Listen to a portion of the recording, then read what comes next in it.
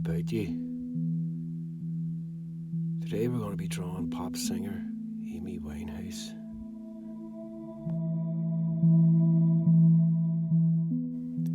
So we're going to be drawing it in a theme park caricature style. So got a Crayola marker, a graphite stick, and a blending stamp. 3 little things. That's all you need, and some paper in your hands. So I pulled up a reference photo of Amy on Google, a pretty decent one that I thought.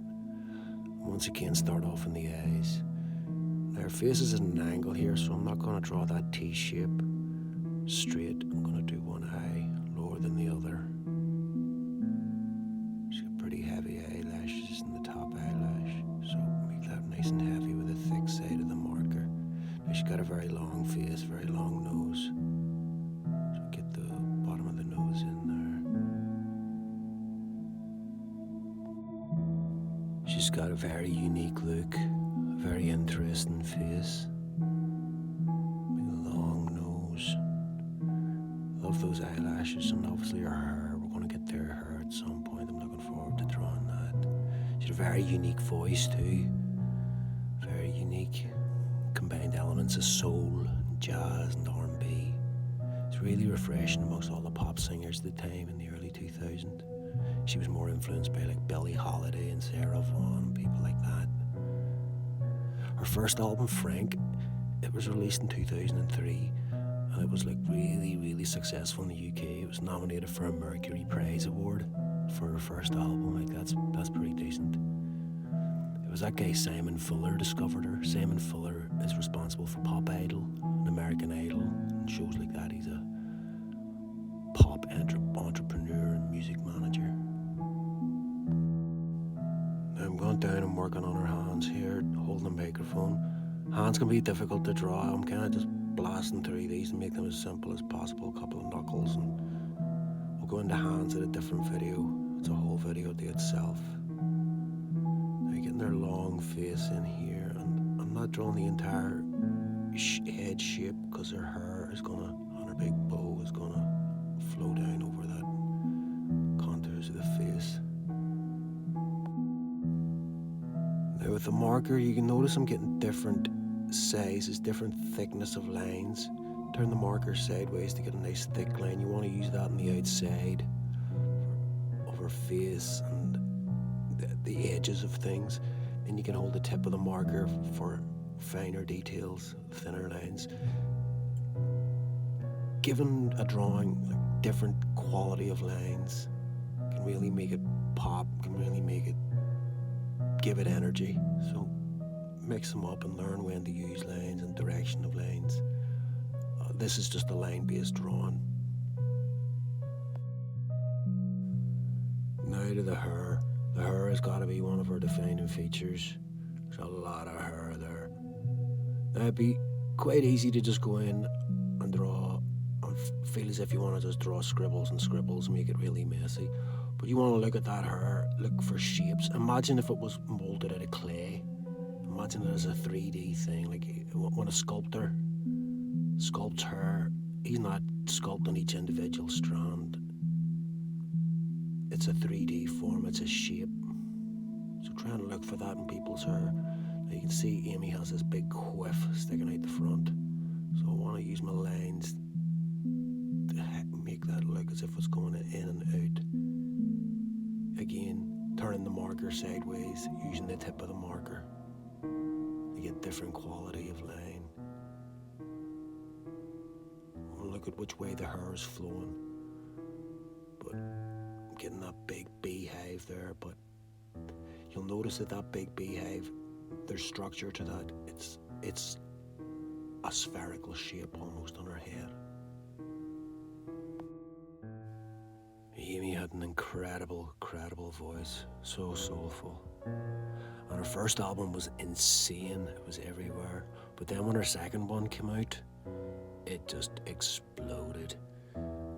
Back to Black it was called, and it was released in 2006, and that just blew her up into the stratosphere. She became worldwide famous. It wasn't just in England and Europe, she became big in America.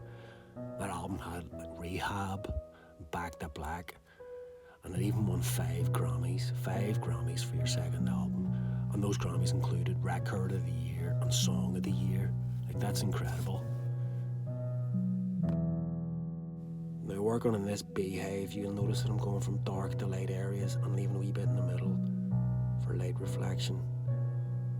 You want to put some lines behind each other, make it look like there's depth, and follow one direction. Again, you turn in the marker, using it sideways, using it head on to get different line quality. Now, despite this immense success, she struggled with her substance abuse and personal issues throughout her career. Her battles with addiction and mental health were well documented by the parasitical British tabloid media at the time. She was often criticised for her erratic behaviour, way before Lady Gaga started wearing meat suits and surgically implanted oscillating kneecaps.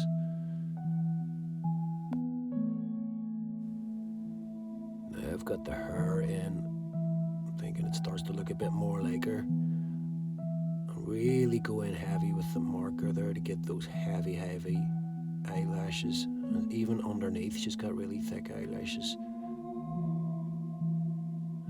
The eyeballs in, get some, turning the marker tip on to get as thin a line as possible. You notice that I move the marker pretty quick and I'm keeping my hands moving all the time. Keep my hands free, loose.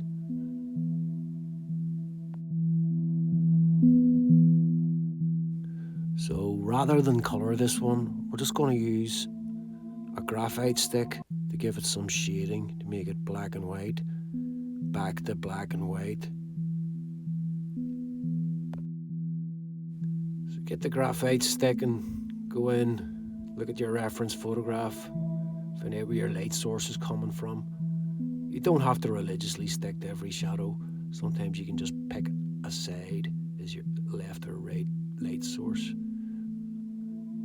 But you want to get that upper lip, make it look like it's protruding. Always helps in the illusion. And again, I'm being very free with this graphite stick.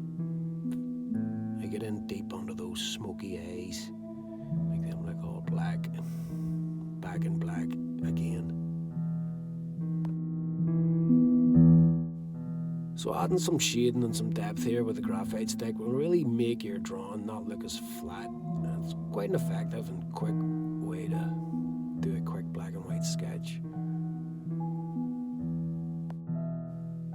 Just don't start colouring in certain areas, like going really heavy, especially around the face. Now, that's not the story in the hair here. I want this hair to look as dark as possible, so I'm leaning really hard. But I'm trying to keep all of it going in one direction when I'm doing the hair. Which I'm going to be doing now. Just scribble that in. And I'm pushing very hard. Not as hard as what I was pushing when I'm on the face, because I want that hair to look very dark. But you can see that it's giving it a nice depth, a nice effect of depth and tone in your drawing. It certainly makes it pop.